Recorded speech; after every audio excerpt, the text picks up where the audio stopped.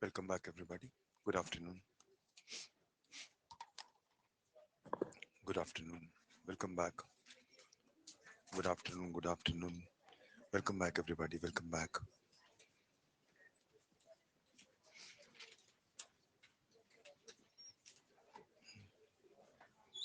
Welcome back. Welcome back, everybody. Radhe Radhe, Madhur. Welcome back. Good afternoon.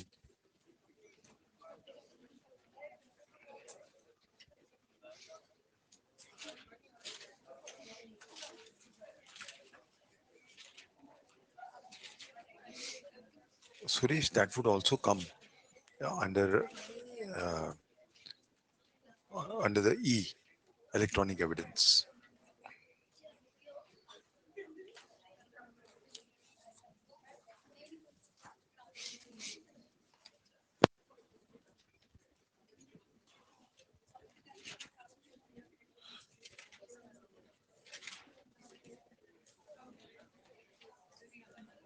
Answer writing format. Uh, I didn't understand your question. You mean how we should be answering that question?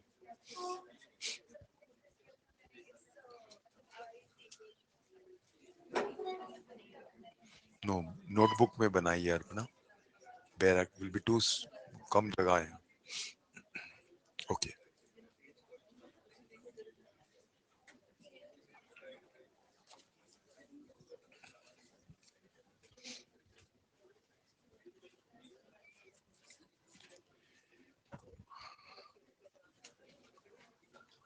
या notebook में यहाँ पर ना, notebook में, not on Bare Act.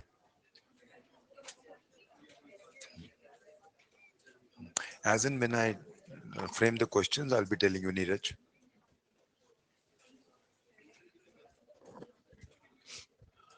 Okay, I hope everybody's back. Let's start our BNSS.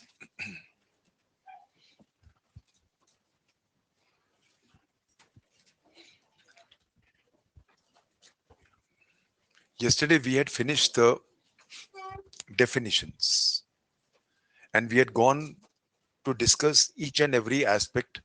We had first seen a complete bird's eye view of BNSS, and then we had gone to discuss each and every definition. We had then gone on to discuss the court, because सारा procedure कहाँ चलता है? Court में.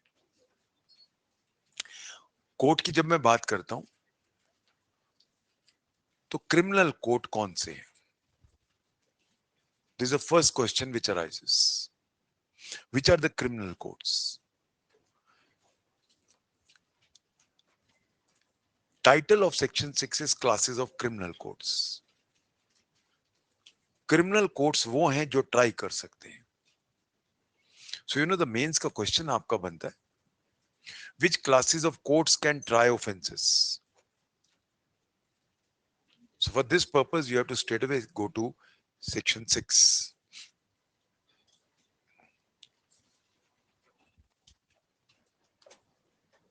Section 6 very clearly tells us which are the criminal courts. In other words, which are the trial courts. For this purpose you have to say that courts, criminal courts which can try cases are clearly laid down in section 6. However, when we go to section 6, these can be divided into two parts. Firstly,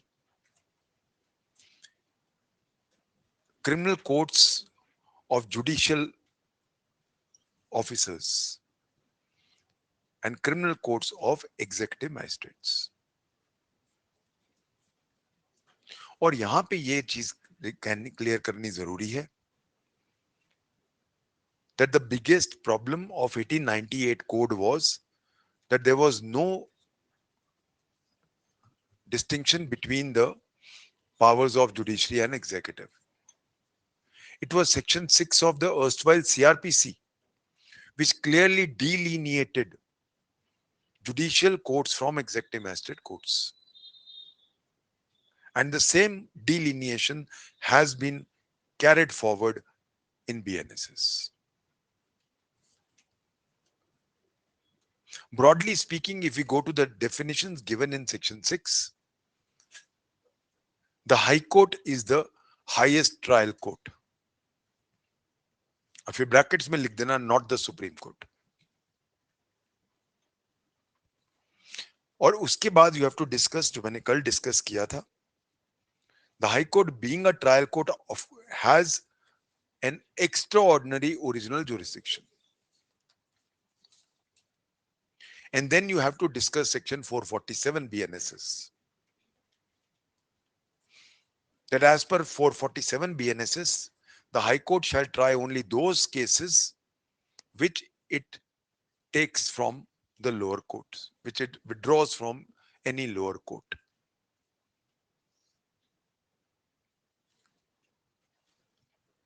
Then you, in the next para, you must clarify the High Court is primarily an appellate court or a revisional court.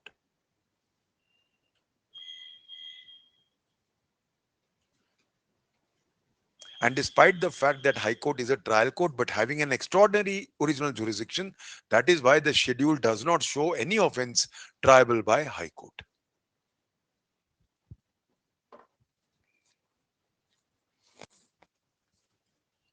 उसके बाद you have to come to the session court. The session court in the erstwhile CRPC had three types of judicial officers. There shall be a session judge, there can be more than one additional session judges, and there could be assistant session judges. However, in the new BNSS, the post of assistant session judges has been deleted. So as per the new CRPC, new BNSS, there is no post. The session court now consists only of two types of judicial officers, the session judge and there shall be a session judge, and there can be more than one additional session judges. As far as the magistrates are concerned, there are two types of magistrates as per section 6.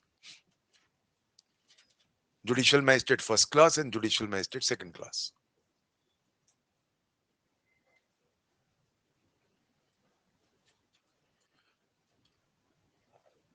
Judicial magistrate of the first class can further be divided in a hierarchy depending on their seniority. The senior most being the chief judicial magistrate or additional judicial magistrate. There shall be a CJM and there can be more than one CJMs. In large districts, we may have subdivisions headed by not a CJM but a subdivisional judicial magistrate. The CJM or the additional CJM or the subdivisional judicial magistrate, as the case may be, would be administratively superior to JM1s and JM2s. The stress is on the word administrative. Hence, since all are JM1 except JM2, the CJM, additional CJM or even subdivisional judicial magistrate, though administratively superior, are not judicially superior to the lower JM1s. Which means to say that no decision, no judgment can be sent in appeal from a JM1 to a CJM. Because a CJM may be administratively superior but not judicially superior. All the officers in a district, or rather in a division, all the officers in a division are subordinate both administratively and, except ADJ, are subordinate administratively. Everybody is subordinate administratively, but judicially, except ADJ, all lower officers are subordinate to the session judge. So session judge के नीचे सारे ADJ को छोड़ के judicially सारे subordinate हैं और administratively सारे including ADJ subordinate. I hope everybody we saw this thing yesterday. Now, जब हम section 6 में जाते हैं, so let's go back to section 6 quickly and see what does it say. Besides the high courts and courts constituted under any law other than this Samhita. So in other words, even those cases which are, those courts which are not created by BNSS would be having the same courts.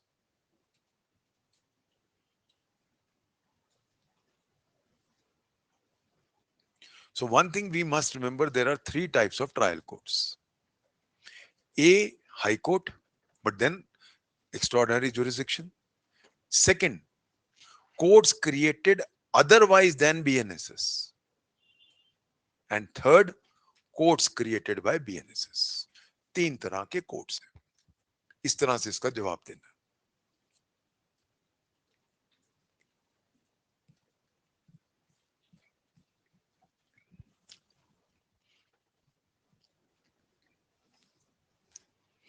courts created other than,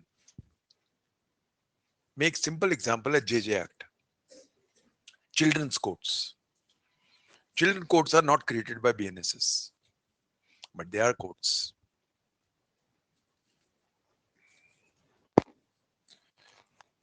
Here I would also refer to one very important matter जो आहिस्ता आहिस्ता बहुत तूल पकड़ रहा है और बहुत सारे exams में आने वाला है, and those are gram न्यायालयs.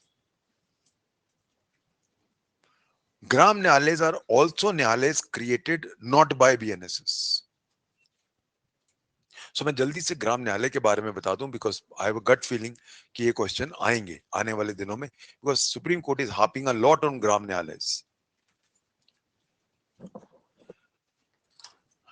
Now India being primarily an agricultural country, and as it is said, India lives in its villages. That is why grassroots level democracy, though we have introduced grassroots level democracy by the 73rd and 74th Amendment Act in the Panchayati Raj and in municipalities, but we have only been able to usher in executive and legislative functions. So 73rd और 74th Amendment Act ने executive और legislative functions दिए, judicial functions नहीं दिए. But जैसा कि मैं जो मेरे से कॉन्स्टिट्यूशन पढ़ चुके हैं, पूरा कॉन्स्टिट्यूशन 3 टीयर्स में बटा हुआ है अब, और तीनों टीयर्स जो हैं 3-3 पिलर्स पे खड़े हैं, जुडिशरी, लेजिस्लेचर एंड एग्जीक्यूटिव. जो थर्ड टीयर है हमारा, जो 73rd and 74th amendment act से, कॉन्स्टिट्यूशनल अमेंडमेंट एक्ट से बना, उसका जुडिशरी का जो पिलर है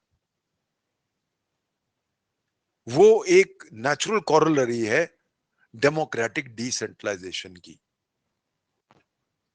ग्रास रूट लेवल डेमोक्रेसी की. Justice should be available in every village, and that is why, to give effect to this aspect, to make the third pillar in the third tier, यानी कि हमारे पंचायत में,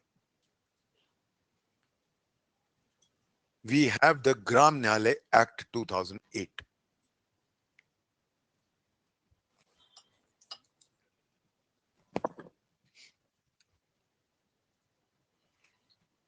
This is the Parliament ka act for establishment of Gram Nyalayas. Gram Nyalay is a concept and a word taken right from the Vedas. Vedic times pe there were Gram Nyalayas. We are reliving the past, and that is why we have gone for Gram Nyalayas. In fact, Supreme Court has frowned upon this aspect कि अभी तक India में सब जगह नहीं बने, कुछ ही states में बने, and they have given a clear directive कि as soon as possible पूरे इंडिया में ग्राम न्यायालय एस्टैब्लिश किए जाए. अगर सुप्रीम कोर्ट का डायरेक्टिव मान लेते हैं तो 6,500 पोस्ट निकलेंगी जेएमआईसी की all over India. So you can understand, और वो आएंगी क्योंकि अब पीछे पड़ गया सुप्रीम कोर्ट डंडा लेके. So all of you can definitely expect all these posts coming very soon. Now, basically, ग्राम न्यायालय जैसा कि नाम है, they are village courts for speedy and easy access to justice system in rural areas of India. This act came into force from 2nd October 2009.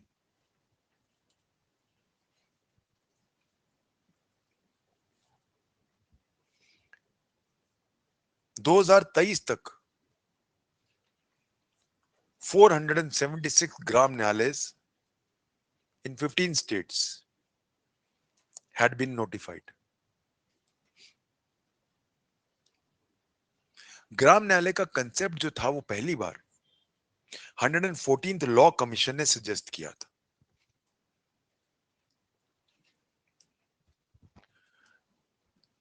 चार सौ छिहत्तर बने हैं अभी तक, जबकि टारगेट है मोर देन 5,500 कोर्ट्स.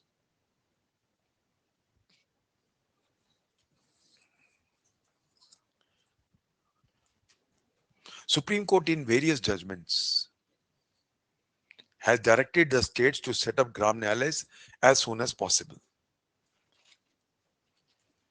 क्योंकि अभी तक सिर्फ कुछ स्टेट्स हैं जिन्होंने एक्चुअली इसको इंप्लीमेंट किया है, Rajasthan, Maharashtra, Kerala and Madhya Pradesh.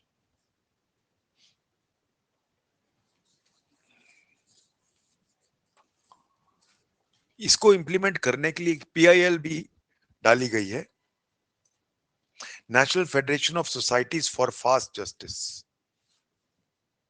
National Federation of Societies for Fast Justice, जिसके बेस पे सुप्रीम कोर्ट ने डायरेक्टिव दिया है कि हर state as soon as possible इनको इंप्लीमेंट करें।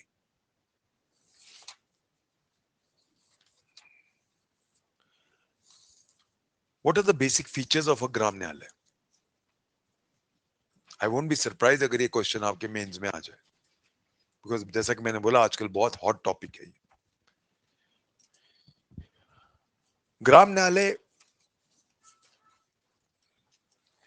का एम क्या है? Providing inexpensive justice to people of rural areas at their doorstep.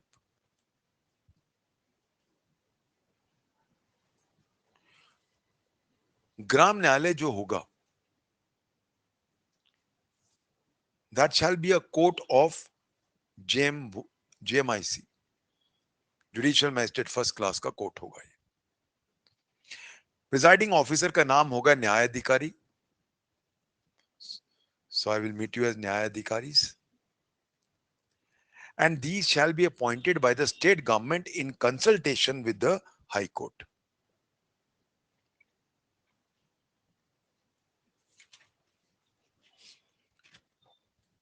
अब ग्राम न्यायालय गांव तो बहुत सारे हैं, जहां पे बड़े गांव हैं वहां पे एक गांव में एक होगा, पर जहां छोटे गांव हैं उनके क्लस्टर के ऊपर एक होगा।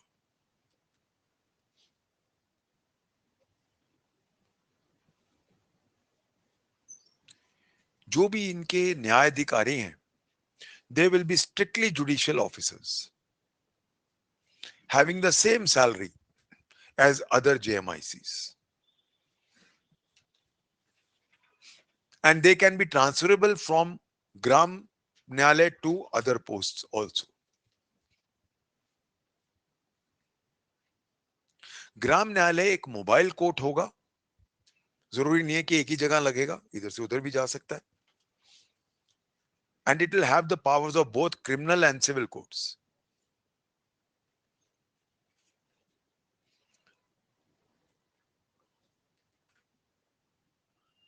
No doubt Gram Nyalay is a mobile court, but it will have its seat at the headquarters of a panchayat.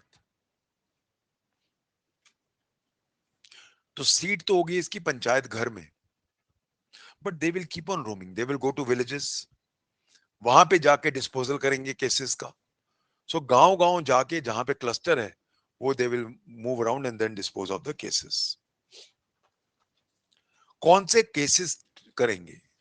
So criminal cases और सिविल सूट्स वो करेंगे जो first and second schedule of the act में दिए गए हैं।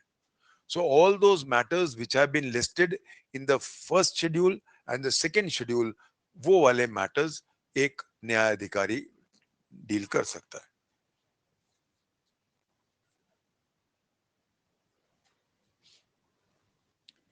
ये first और सेकंड शेड्यूल के जो मैटर्स हैं इनको अमेंड दोनों कर सकते हैं, सेंट्रल गवर्नमेंट भी कर सकती है, स्टेट गवर्नमेंट भी कर सकती है।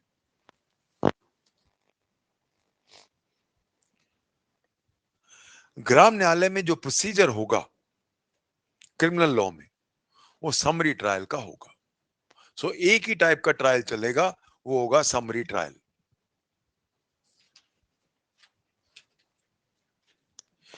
सिविल मामलों में it will exercise the powers of a civil court, और स्पेशल प्रोसीजर दिया गया है इस एक्ट में, वो प्रोसीजर फॉलो करेगा, और जहां प्रोसीजर नहीं दिया गया ऑटोमेटिकली सीपीसी अप्लाई होगी।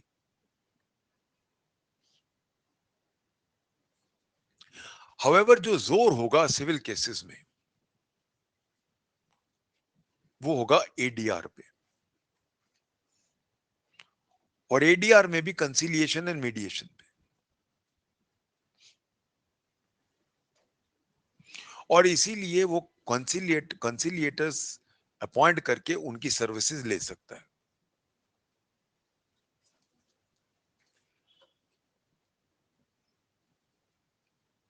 जो जजमेंट होगा सिविल लॉ में, वो एक डिक्री मानी जाएगी।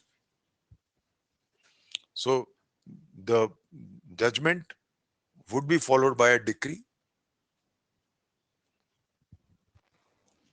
और उसका जो एग्जीक्यूशन होगा ऑर्डर 21 में, या जो प्रोसीजर दिया गया इस एक्ट में, वो समरी प्रोसीजर होगा।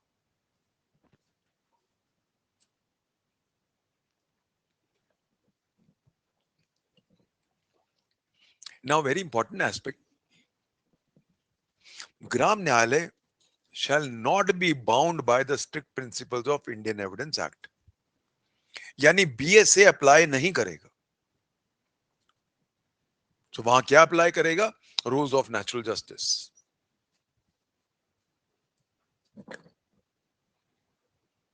या फिर अगर हाई कोर्ट ने कोई रूल्स बनाया, it will be subject to that. Criminal cases की appeal shall lie to court of session. तो सेशन कोर्ट में क्रिमिनल कोर्ट की अपील लाई करेगी।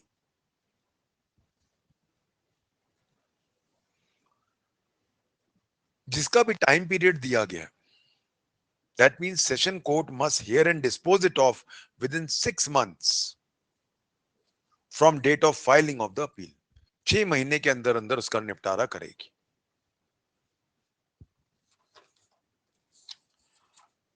सिविल केसेस का मामला भी अपील जाएगी डिस्ट्रिक्ट कोर्ट में।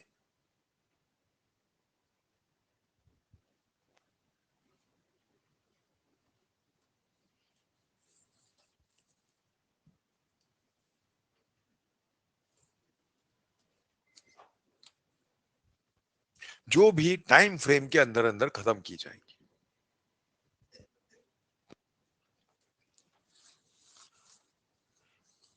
Plea bargaining is allowed as per the plea bargaining chapter given in BNSS.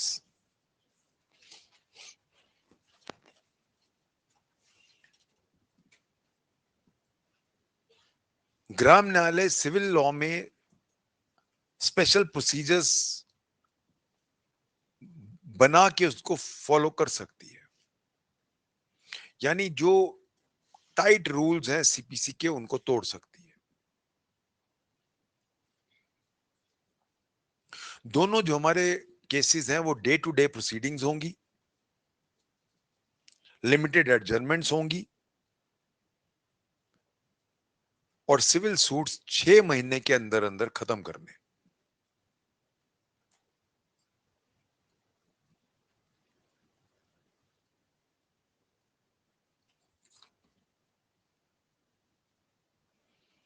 Fees जो होगी वो 100 रुपए से ज्यादा नहीं होगी। So court fees will be only 100 rupees. चाहे जितना मर्जी वैल्यू हो प्रॉपर्टी की इन डिस्प्यूट, कोर्ट फीस 100 रुपए होगी। सो बेसिकली हम सोशलिज्म को फॉलो कर रहे हैं कॉन्स्टिट्यूशन के, और गरीब लोगों के लिए जस्टिस सस्ता ला रहे हैं।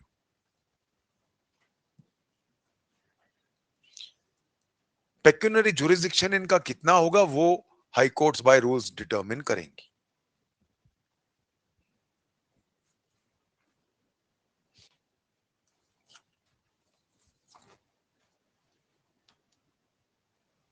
I hope now everybody is clear on this entire law, Gram Nalez Act 2008. Fine. Now that we are through with classes of criminal courts, so मोटा मोटा हमने देखिया कि कौन से criminal courts हैं इंडिया में. So let's go quickly through section 6, run through it. Besides the high courts and courts constituted under any law other than this Sanhita, there shall be in every state the following classes of criminal courts, namely courts of session, JM1, JM2, and executive magistrates. अब state को divide कैसे किया जाएगा?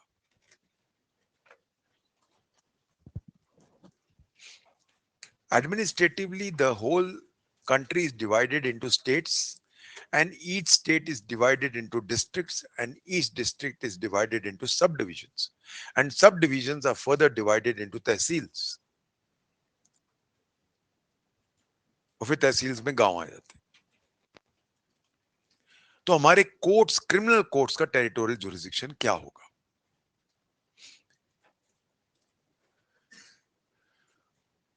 हमारे civil side में, executive side में division जो होता है वो हमेशा, एज आई सेड, डिस्ट्रिक्ट पे होता है। District collector, district SP. पर जुडिशरी का डिस्ट्रिक्ट नहीं होता, जुडिशरी का डिवीजन होता है। एक डिवीजन में 2 जिले भी हो सकते हैं। सो एक सेशन जज 2 जिलों का भी हो सकता है। एक division, that is why is called divisional session जज। एक्चुअल इसका करेक्ट प्रोनाउंसिएशन है डिवीजन। ही सेशन जज ऑफ अ डिवीजन। अब ये और बात है कि क्योंकि जिले अगर बड़े हैं तो 1 डिवीजन में भी 1 डिस्ट्रिक्ट, तो फिर वो एक जिले का बनेगा। बट कायदे से BNSS recognizes a division. Let's see this. Every state shall be a session division or shall consist of session divisions.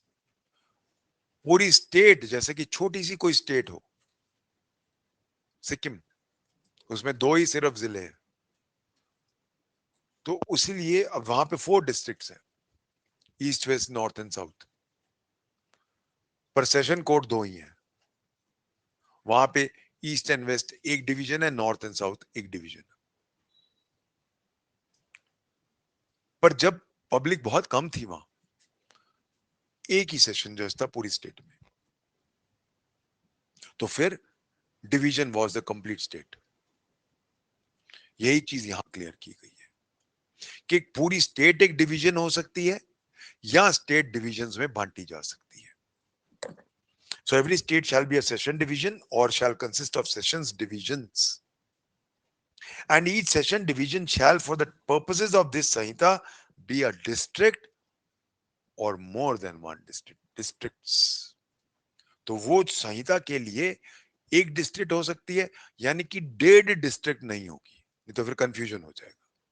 तो यहां तो पूरी 2 रखो, ये नहीं कि 1.5 रख देते हैं, 1.5 इधर 1.5 उधर, नहीं तो फिर क्या होगा, प्रॉब्लम आएगा, एडमिनिस्ट्रेटिव प्रॉब्लम आएगी। सो एक जिला होगा या 2 होंगे, 1.5 यहां, सवा, ऐसे नहीं हो सकते। Subsection 2, the state government may, after consultation with the High Court, alter the limits of the or the number of such divisions or districts. अब कितनी डिवीजन रखनी है, कितने डिस्ट्रिक्ट्स पे एक डिवीजन होगी, ये state government in consultation with the High court decide करेगी। Subsection 3, the state government may, after consultation with the High Court, divide any district into subdivisions and may alter the limits or number of such divisions. अब आगे हम further सब divisions बना सकते हैं, depend करेगा कितनी पब्लिक है, कितना पॉपुलेशन है, कितना बड़ा है, उसके मुताबिक सब डिविजन होती है।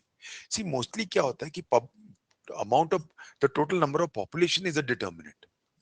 जैसे for example, I remember Jaisalmer का सबसे बड़ा जिला है पूरे इंडिया में, एरिया वाइज पॉपुलेशन सबसे कम है वहां, क्योंकि सारा थार डेजर्ट है वहां। तो मुझे याद है वहां पे सिर्फ 2 सब डिवीजन थी, एक पोखरन और एक जैसलमेर, बस 2 ही कोर्ट होते थे और दोनों पे एक ही सेशन जज होता था। सो that is why please remember the determinant क्या होता है, पॉपुलेशन। यूपी में चले जाओ तो इतने से जिले के ऊपर पता चला एक सेशन कोर्ट है, 15 एडीजे है। सो ऑलवेज डिटर्मिनेंट क्या होता है, कितने केसेस हैं, केसेस किस पे डिपेंड करते हैं, पॉपुलेशन पे। So more the population, naturally smaller the division.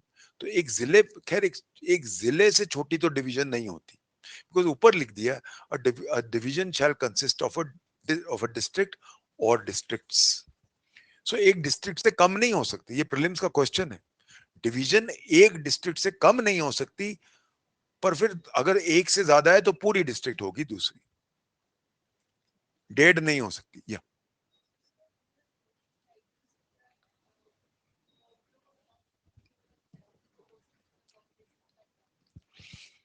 Normally हम कोर्ट्स बनाते ही ऐसे हैं कि उनका इक्वल डिस्ट्रीब्यूशन हो। ये नहीं है कि आपके ऊपर, आपको तो हमने दे दिए 10 लाख लोग और इनको दे दिए 50,000 लोग, ये तो वेले बैठे रहेंगे, तो पिक्चर बैठ के देखेंगे। सो इसीलिए all courts are made by the state government in consultation with high court as per the workload, ताकि बराबर का वर्कलोड हो ऑल ओवर। तो कोई भी कोर्ट अगर होगा स्टेट में इक्वल वर्कलोड करेगा। नहीं तो फिर क्या होता है, सपोज हमने 5 बना दिए और सपोज चलो आज एक पहले बहुत बड़ा ये आपका रूरल एरिया था, साथ ही एक दूसरे डिस्ट्रिक्ट में अर्बन एरिया डेवलप हो गया, इंडस्ट्रीज आ गई, यहाँ से लोग उधर चले गए। आपके 5 थे, वहां 2 थे, पता चला आपके 5 के 2 रह गए, वहां हमने 10 कर दिए। सो ये कोड चेंज होते रहते हैं। Okay, coming back, the session divisions, districts and subdivisions existing in a state at the commencement of this Samhita shall be deemed to have been formed under this section। जो बने हुए हैं वो मान के चलेंगे इसी लॉ ने बनाए हैं। I hope everybody is clear on the territory. So याद रखना, डिविजन्स होती हैं, divisions may correspond to district, may not correspond to a district, but अगर एक से ज्यादा है तो पूरी डिस्ट्रिक्ट होंगी, डेढ़ नहीं होंगी। ओके,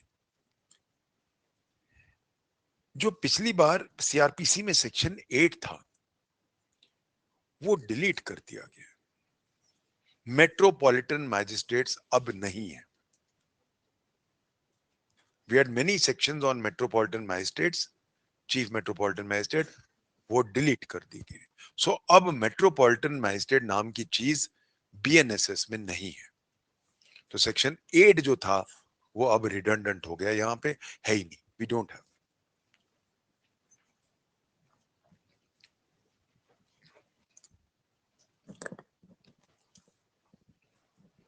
अब हम आते हैं कोर्ट ऑफ सेशन।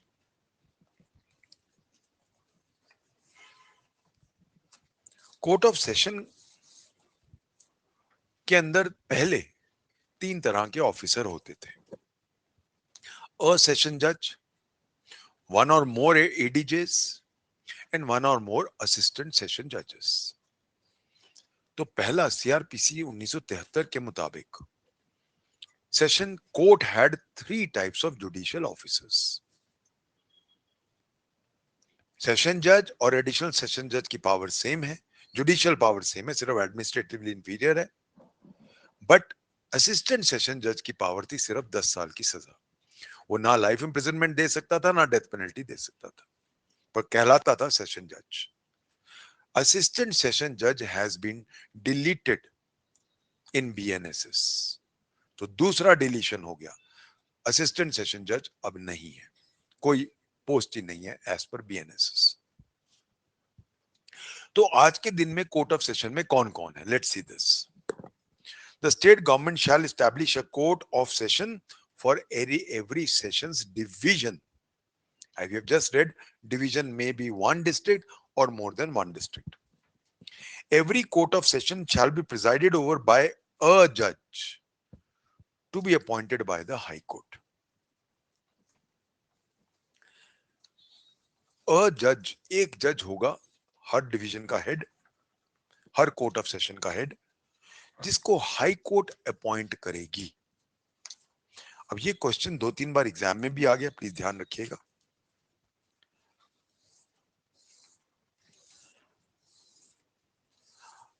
अगर हम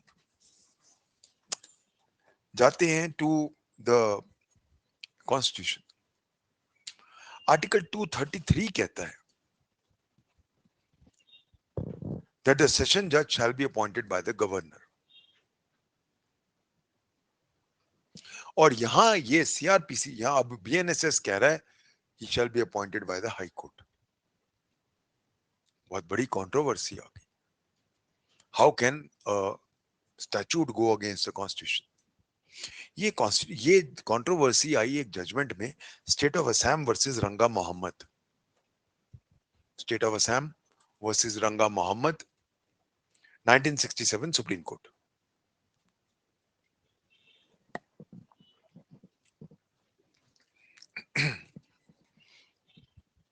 wherein it was held This section is against the article.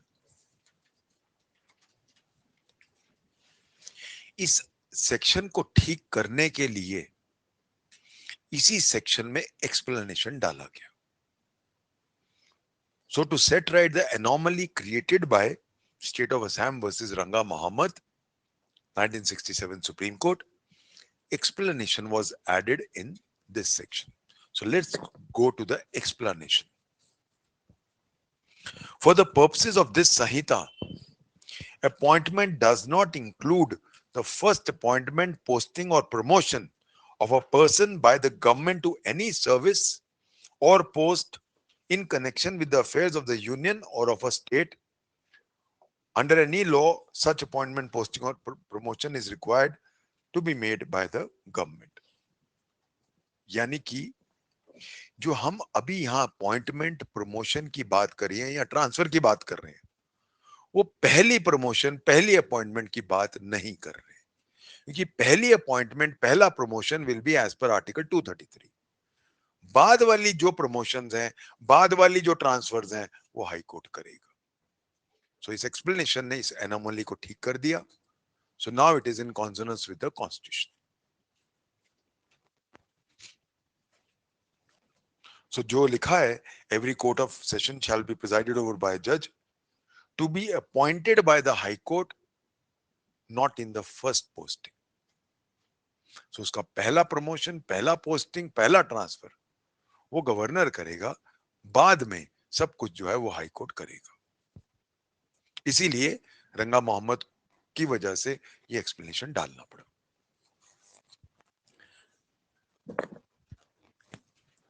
The High Court may also appoint additional session judges. यहाँ पे भी प्लीज रिमेंबर, गवर्नर अपॉइंट्स, वही चीज एक्सप्लेनेशन यहाँ भी अप्लाई करेगा. The High Court may also appoint additional session judges to exercise jurisdiction in a court of session. वहां पे अ सेशन जज था, यहाँ पे जजेस है. सो एक से ज्यादा एडीजे हो सकते हैं, सेशन जज तो एक ही होगा. बाई चांस एक दूसरा सेशन जज की जगह खाली है, सपोज एक सेशन जज, एक सेशन डिवीजन है, साथ वाला सेशन जज सडनली हार्ट अटैक से मर गया, और अब ये एकदम लगाना है किसी को, अब एक दिन भी काम तो नहीं रुक सकता. अब वो कहते हैं सेशन जज ऑफ ए कि तुम सेशन जज बी का भी बनो जब तक न्याय नहीं आता. याद रखना, कोई एक आदमी दो जगह का सेशन जज नहीं हो सकता, तो दूसरी जगह जो उसको दी जा रही है, he will be deemed to be N additional session जज because there is a session जज. इसीलिए हम ये नहीं कहेंगे कि तू सेशन जज वहां भी है और वहां भी है. सो अगर वो दूसरा कोई इसको चार्ज दिया जाता है, he will go there as an additional session जज. अपने एरिया का तो वो सेशन जज होगा, पर दूसरे एरिया का वो एडिशनल सेशन जज होगा. इस चीज को क्लियर करता है अगला subsection. The session judge of one session division may be appointed by the High Court to be an additional session judge of another division. And in such case, he may sit for the disposal of the cases at such place or places in the other division as the High Court may direct. अब naturally जब उस जिले के उसने निपटाने, तो वहीं बैठेगा, या कोई ऐसी जगह जहां बीच की हो, अगर बड़ा जिले है तो हाई कोर्ट बताएगा. Subsection 5.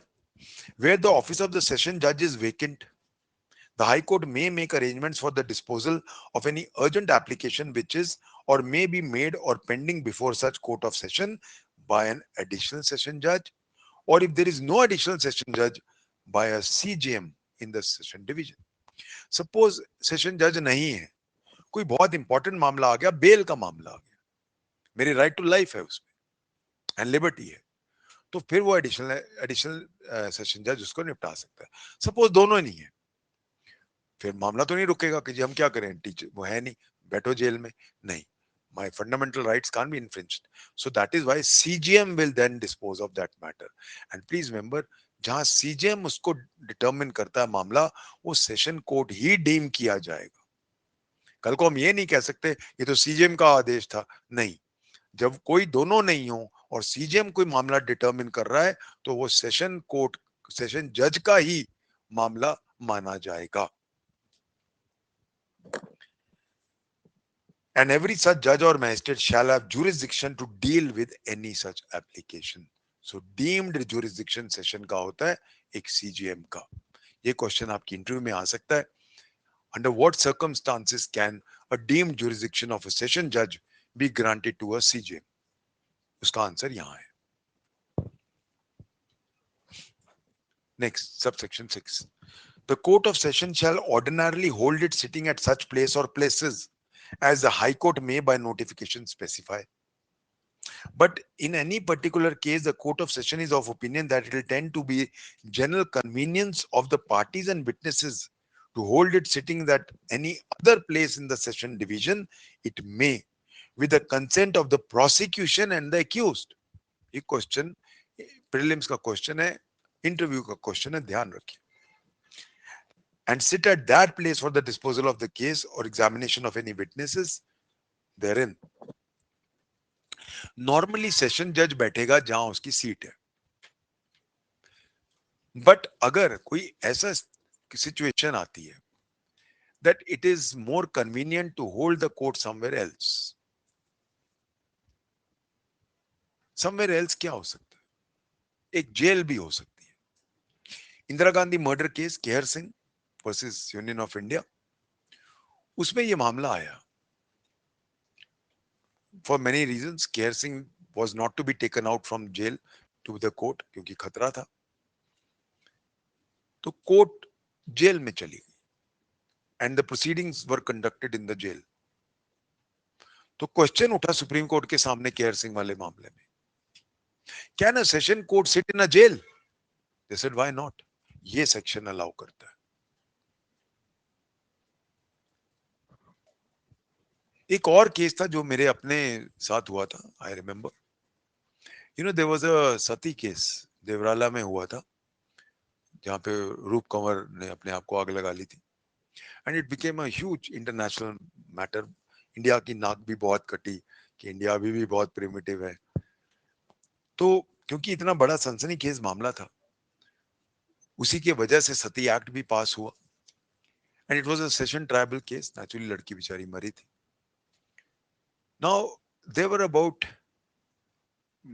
1500 के करीब विटनेसेस थे. अब उन सबको एक एक करके बुलाओ बड़ा मुश्किल था. थोड़े दिन तो हमने चलाया, but it was very very बहुत ही इनकन्वीनियंट था. फिर सेशन जज ने हमसे पूछा, आई मीन प्रोसिक्यूशन से और एक्यूज से, दोनों पार्टी से, कि क्या मैं कोर्ट देवराला में लगा लूं, जल्दी निपटारा हो जाएगा. हमने कहा बिल्कुल ठीक है. एक्यूज भी बहुत थे, 800 थे. ट्रक भर के ले गए थे सबको, क्योंकि सब मर्डर के थे. I mean all were abettors. तो अब जो कोर्ट है वो वहां चला. सारे विटनेसेस वहीं थे, वहीं से बुला लेते. ओ उसको बुलाना, वो उस घर में है, तू ऊपर से देख तो रही है, इधर तू आ जा. मना भी नहीं कर सकते. नहीं तो विटनेस जाती है, नहीं जाती, डरते हैं लोग. अब वहां गांव में कैसे छुपे? तो all of them were covered. बड़ी जल्दी का केस खत्म हुआ था. सो ये पावर कहां से आती है? वो यहां से आती है. सो कन्वीनियंस के लिए, सेफ्टी के लिए सेशन कोर्ट कहीं भी बैठ सकता है. तभी हम पढ़ चुके हैं इंडियन एविडेंस एक्ट में इन और बिफोर अ कोर्ट. तो बिफोर अ कोर्ट कहीं भी हो सकता है, कहीं भी बैठ सकता है कोर्ट, जहां भी वो चाहे. I hope I am clear on this. We now go to the next one. The session judge may from time to take make orders consistent with this Sanhita as to distribution of business among such additional session judges. Administratively superior a session judge, additional session judges में को यहां लिखा है. Additional session जजेस कौन सा मामला देखेंगे, ये सेशन जज डिटरमिन करेगा. कई बार क्या होता है कि जैसे नए नए मेरे बहुत सारे स्टूडेंट्स, आई थिंक वो 30-35 स्टूडेंट्स मेरे एडीजेज हैं. एक दो ने मुझे यहाँ हरियाणा, पंजाब, बिहार, गुजरात, यूपी, यूपी में बहुत है अब तो मुझे one of them met me and he said sir I am very cut up with my session जज. क्या हुआ? सर वो मेरा जहां मैं जिस पोस्ट पे गया हूँ जिस सीट पे गया हूँ वहां पे एनडीपीएस भी था, सारा हटा दिया मेरे से, उसको दे दिया। तो मैं कहा मैं तुम्हें पढ़ाया था कि ये सेशन जज का प्रोरोगेटिव है कि आप नए हो, अभी उनको अभी पहले तसल्ली तो होने दो कि आपको लॉ आता है, आप सेशन जज हो, आपकी कोई भी डिसीजन उनके पास अपील नहीं जाएगी, हाई कोर्ट में जाएगी। तो हो सकता है आपको बचा रहे हो क्योंकि आपने गलत डिसीजन दे दिया, पता चला शुरू में आपको बहुत सारे लव लेटर्स शुरू हो गए हाई कोर्ट से। So sometimes you know the session जज he is a experienced man. अब नया नया डायरेक्ट रिक्रूट आ गया ADJ, at best he has been a advocate. हो सकता है उसको इतनी अभी अभी देखना है, परखना है आपको कितना अच्छी आपकी जुडिशियस सेंस है, आपकी किंग्स तो नहीं है आपके माइंड में, क्योंकि बहुत सारे कई बार दिमाग पे चढ़ जाता है ना जज जज जज बना। सो उस चीज को ये चीज देखनी होती है, and that is the reason why you know in the beginning all of you will get rather innocuous responsibilities. आपको लगेगा भी कि मेरे पे ना मेरे से खार खाता है, पक्का मेरे से जेलस है, खासकर जहां प्रमोट ही होते हैं, पर ऐसा नहीं होता है। I know so many session जजेस एंड जब मेरी उनसे बात होती है and some of the finest ones both in Punjab and Haryana, तो मेरी जब कई बार शाम को हम बहुत बार मिले हैं, तो मैंने कई एक बार पूछा भी, मैं कहा ऐसा कब कैसे करते हो, इसे अनिल जी हमें क्या पता कैसा आदमी है, सेशन जज तो मैं हूं ना, मेरी रिस्पॉन्सिबिलिटी है, तो मैं पहले देख तो लूं, हम 6 महीने 8 महीने देखते हैं फिर आहिस्ता आहिस्ता काम बढ़ा देते हैं, विच आई सेड फेयर इनफ, ठीक बात है। तो ये पावर कहां से आती है मुझे कि मैं एडीजे को कहूं अच्छा, वो कहे जी मैं जिस सीट पे आया हूं, जो पुराना एडीजे यहाँ पे हटा है वो सारा काम मुझे दो। मैं कहूंगा नहीं, उसके पास इतना काम था, 80% काम इसको जा रहा है, तू 20% देख। वो कहेगा जी पक्का मेरे से खार खाता है या मेरे से ही is jealous. No, this power comes to, this is the administrative control. तो एडमिनिस्ट्रेटिव कंट्रोल का मतलब सिर्फ ये नहीं होता है कि आपकी छुट्टी आपको दे देना। एडमिनिस्ट्रेटिव कंट्रोल का मेन पर्पस होता है काम बांटना। सो काम कौन सा मिलेगा आपको, ये सेशन जज एडीजे को बांटेगा, ये यहां लिखा हुआ है। So I hope you are clear on this.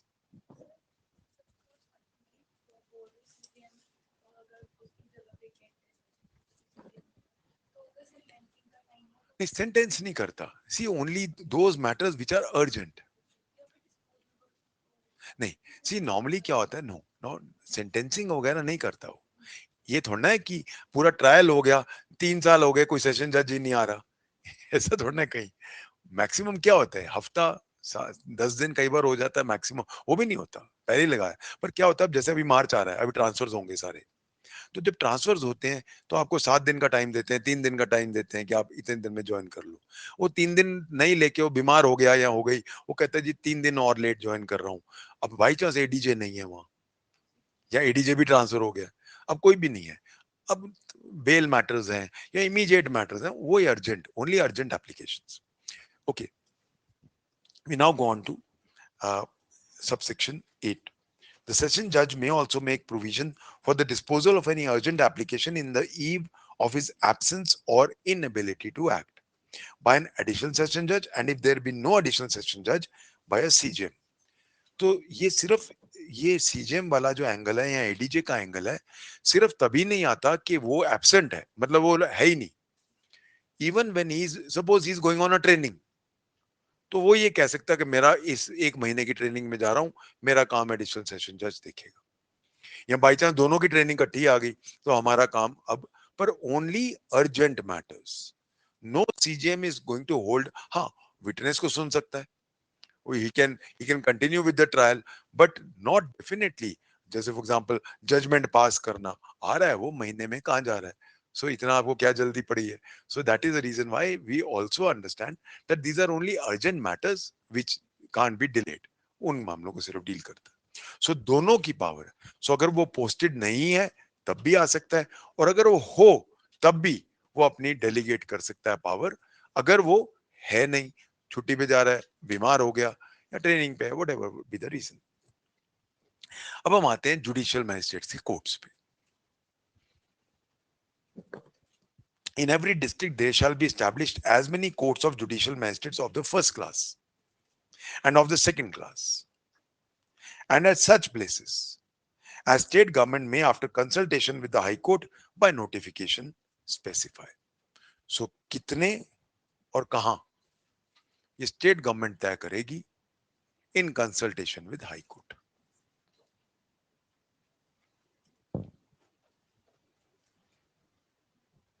एक बार कंसल्ट कर लेती है, फिर एक नोटिफिकेशन, एक गैजेट नोटिफिकेशन निकालना है, दैट्स इनफ। हमें बढ़ाना है, कम करना है, तो सिंपल एक गैजेट नोटिफिकेशन से कर देते हैं। अब जैसे बहुत डेंसली पॉपुलेटेड लुधियाना, उसमें अब बहुत ज्यादा जेएमआईसी, बट एक थोड़ा कम पॉपुलेटेड एरिया ले लो, वहां कम है कोर्ट्स। तो कौन डिसाइड करेगा?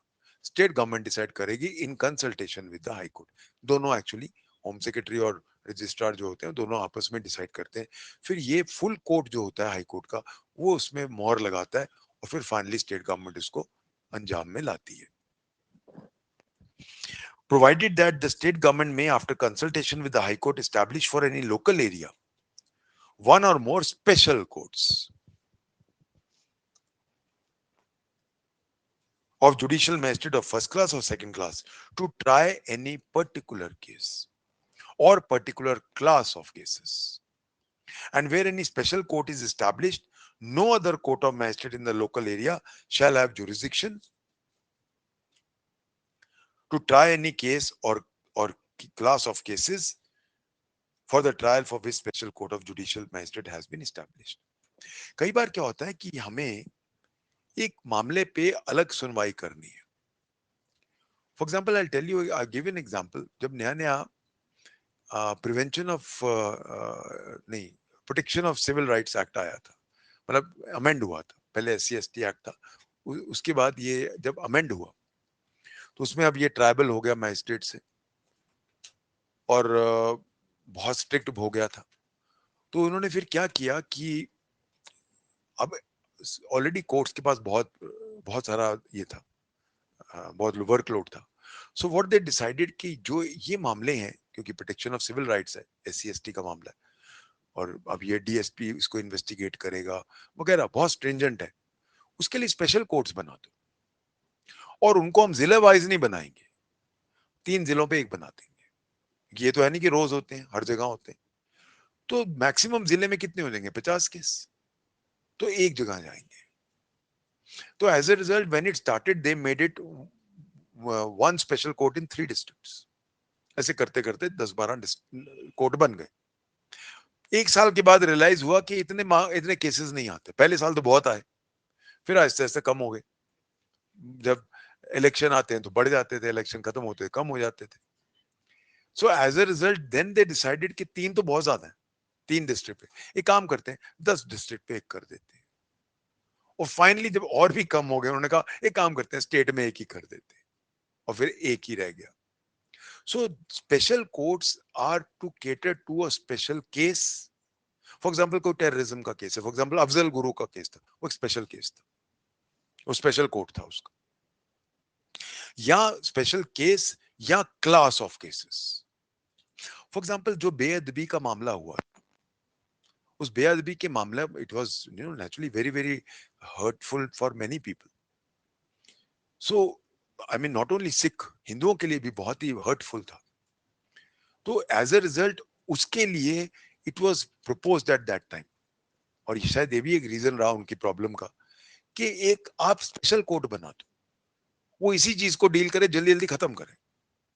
नहीं बनाए, तो एज ए रिजल्ट कई बार क्या होता है, पॉलिटिकली मोटिवेटेड होते हैं, बना भी देते हैं या खत्म भी कर देते हैं, डिपेंड करता है।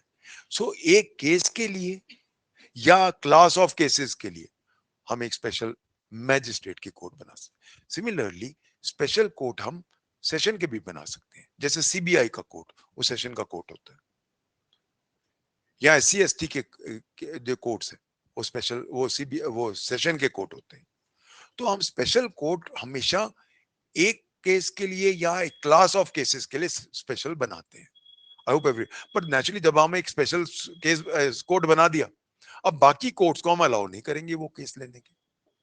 जैसे फॉर एग्जांपल अब यही कोई SC/ST का एक कोर्ट बन गया, सपोज वो चंडीगढ़ में है, पूरे स्टेट को देख रहा है, अब पटियाला में अगर कोई केस हुआ तो पटियाला में नहीं अब होगा, वो उसको यहीं आना पड़ेगा। So I hope you are clear on this. So special courts एक केस या क्लास ऑफ केसेस के लिए होता है, और जैसे ही कोई स्पेशल कोर्ट बनता है उस मैटर को बाकी कोर्ट्स नहीं डील कर सकते. Then only this court is allowed to deal with such matters. I hope everybody is clear on this. Fine. The presiding officers shall be appointed by the High Court.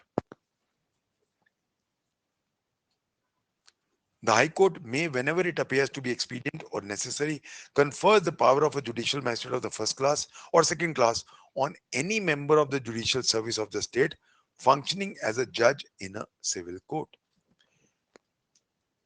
Normally, हमारे India में civil जज और criminal जज अलग अलग नहीं है जो पहले होते थे.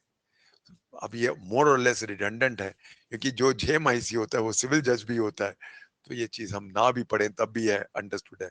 पर जब पहले था वही चीज अभी भी चल रही है, क्योंकि पहले क्या होता था, सिविल जजेस अलग होते थे.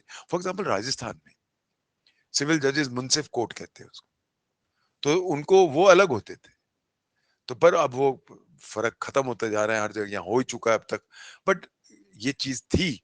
सो ये अगर कोई सिविल कोर्ट है तो उसको हम क्रिमिनल पावर्स भी दे सकते थे, but as I said now it is more or less redundant.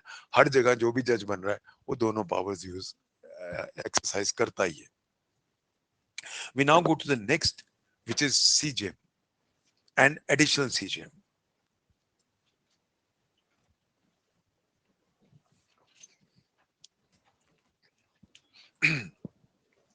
In every district, the High Court shall appoint a JM of the first class to be a CJM. So CJM is nothing but a JM1.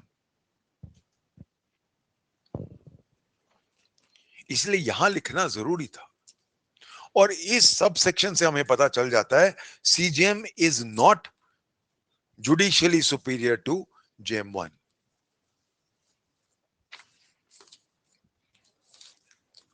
यानी जो आपका कल CJM होगा वो administratively superior हो सकता है, judicially superior नहीं है, क्योंकि वो भी JM1 है. The High Court may appoint any judicial magistrate of the first class to be an additional CJM. Similarly, additional CJM भी JM1 है.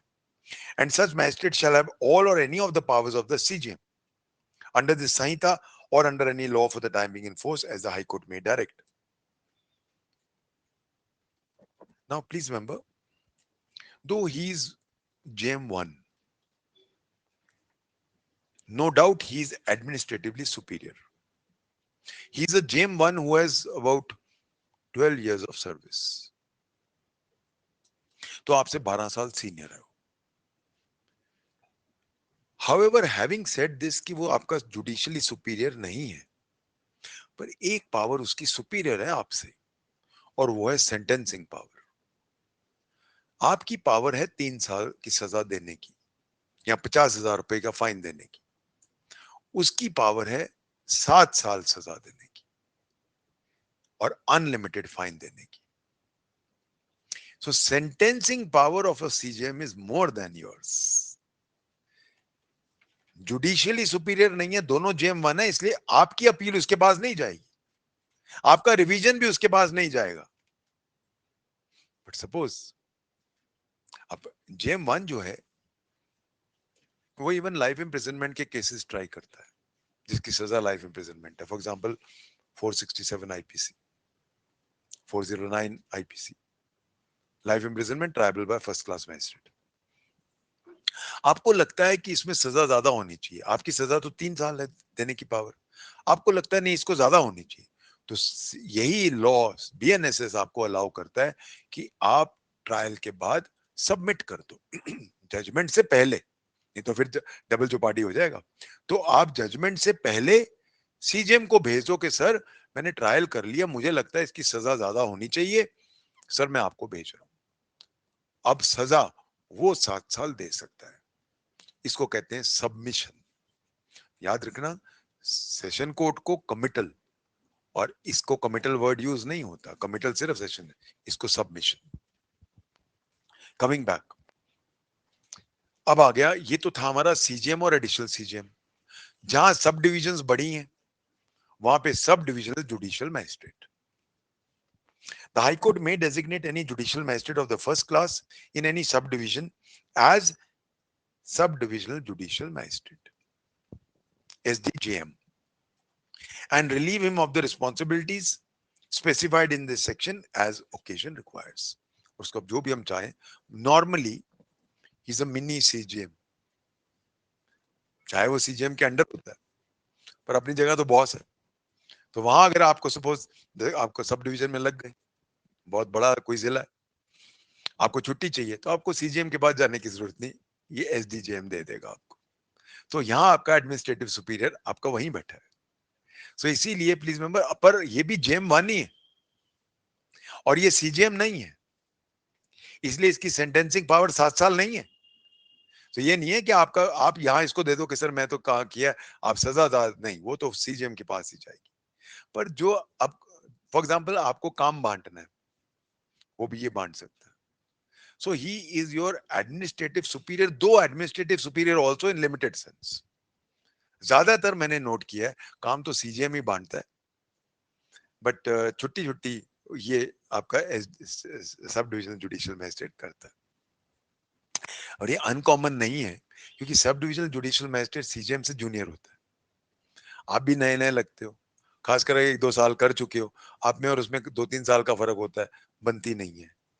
उसने छुट्टी रोक दी, क्यों छुट्टी क्या करना है, चलो काम करो, तो फिर आपके उससे तो होता है, बहुत कॉमन होता है. Okay, is same 3 years. Subject to the general control of the CGM, subject to the general control of the CGM. सारे जो हैं वो CGM के administrative general control. Here please remember it is general administrative control, not judicial control.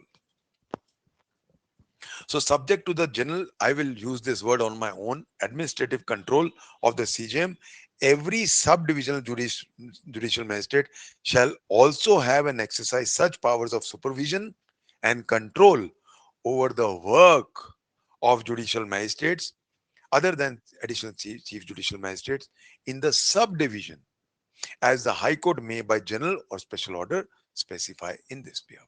अब कितना administrative control रखना है वो हाई कोर्ट बताएगा. सो जनरल कंट्रोल तो सीजीएम का है, और बाकी जो है सब डिवीजन में आप उसके अंडर एडमिनिस्ट्रेटिवली रहोगे. सो कंट्रोल के अंदर क्या क्या आता है, नॉट ओनली आपकी छुट्टी, वो तो चलो छोटी बात है, कितना आप डिस्पोजल कर रहे हो, जजमेंट कितनी आपकी पड़ी है, कितने केसेस आपके पेंडिंग है. तो यानी सारी आपका काम का कंट्रोल ये देख सकता है. सो बेसिकली ये इसलिए बनाए गए हैं कि दूर दराज एरिया में आप वहां बन गए जेएमआईसी, आप तो आराम से बैठ गए, 12 बजे जा रहे हो कोर्ट में, यार जल्दी करो यार, एक केस करना है, जल्दी बता दो, तो कोई पूछने वाला नहीं आपको, इसीलिए आप पे चेक रखा है. सो दिस सिस्टम, क्योंकि तो दूर दराज जहां वो बैठा है, जहां जहां तो हेडक्वार्टर है, वहां तो सारी सासें बैठी हैं, सेशन जज भी बैठा है, सेशन सीजेएम भी बैठा है, एडिशनल सीजेएम भी सारे बैठे हैं. तो वहां तो आप कुछ नहीं कर सकते, वहां तो जाएंगे, आते ही वो आएंगे, हाँ पहुंच गए, क्या हाल है, अच्छा ठीक है, फोन रख दो. तो ये तो यहाँ, तो इसीलिए प्लीज मेंबर, एक बहुत अच्छा सिस्टम है कि हम पूरे फार फ्लंग एरियाज को भी कंट्रोल में रखें जुडिशरी के. I hope everybody is clear. We now go to the special judicial magistrates. You know special judicial magistrates एक बहुत ही कंट्रोवर्शियल चीज रही है. स्पेशल जुडिशियल मैजिस्ट्रेट जो हैं उनको 1898 के कोड में कहते थे ऑनरेरी मैजिस्ट्रेट्स.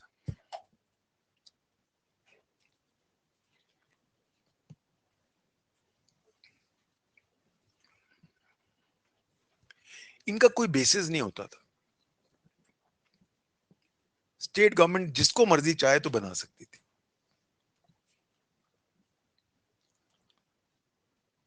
तो सिंस कोई सिस्टम नहीं था, आप वकीलों मेरे मुंह लगे हुए और चल तू बन जा, एक्चुअली ऐसा होता था. बहुत सारी पोस्टिंग्स जो चापलूसी करते थे वो बनते थे. As a result there was a lot of criticism of this post. खासकर जब फ्री इंडिया आया तो सारी स्टेट्स ने कहा ये ऑनरेरी मैजिस्ट्रेट का सिस्टम हटाओ. हाउएवर क्या होता है, कई जगह पे वर्कलोड बहुत होता है और पेटी केसेस बहुत होते हैं। तो पेटी केसेस हटाने के लिए हमने ये रिटेन किया, बट अब उसकी फाइन ट्यूनिंग करी, ताकि ऐसा ना हो कि चल तेरी शक्ल अच्छी है, तू मेरे बड़े अच्छे, तो बार बार मुझे हेलो करता है, तुझे बना देते हैं। Now there is a system, this has its own efficacy. As I said, the backlog of petty cases is easily disposed of by these magistrates.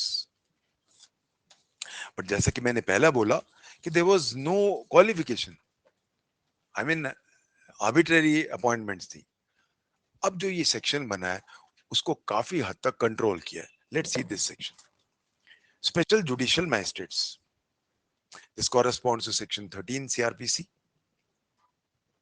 The High Court may, if requested by the central government or state government, if requested, so High Court may, अगर central या state government request करे, so to do, confer upon any person who holds or has held any post under the government. So पहला point ये है, he has to be a government servant.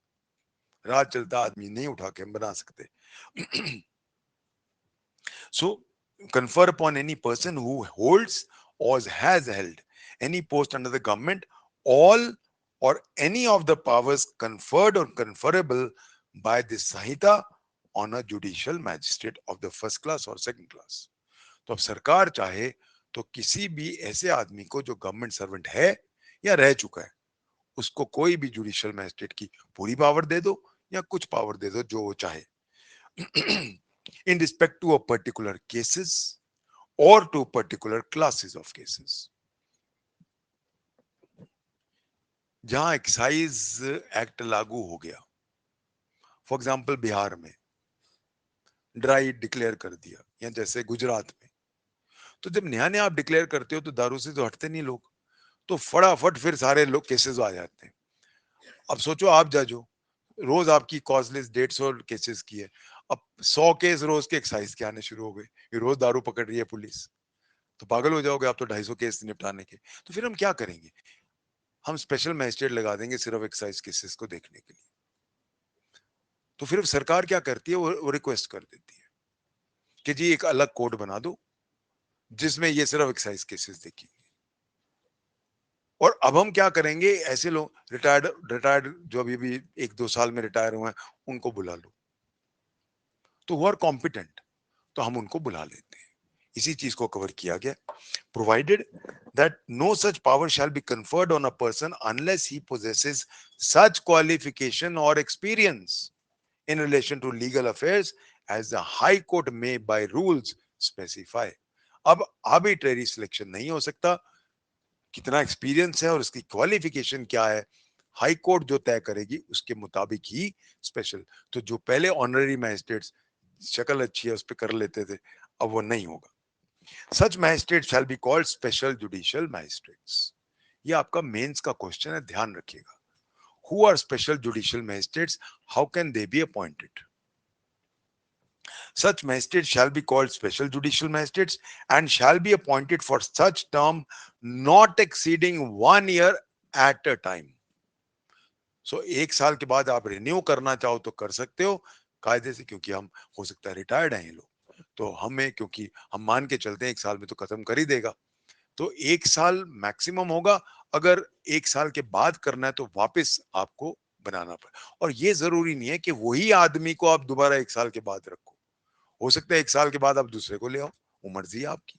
तो special judicial magistrate is a post जो exigencies में लगाई जाती है, एक केस के लिए या पर्टिकुलर क्लासेस ऑफ केसेस के लिए, और अपने आप नहीं बनती, गवर्नमेंट रिक्वेस्ट करती है हाई कोर्ट को कि प्लीज लगा दो।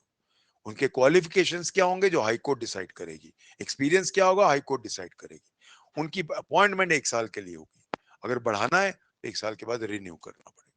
Fine, we take it up from here in next lecture. Thank you everybody.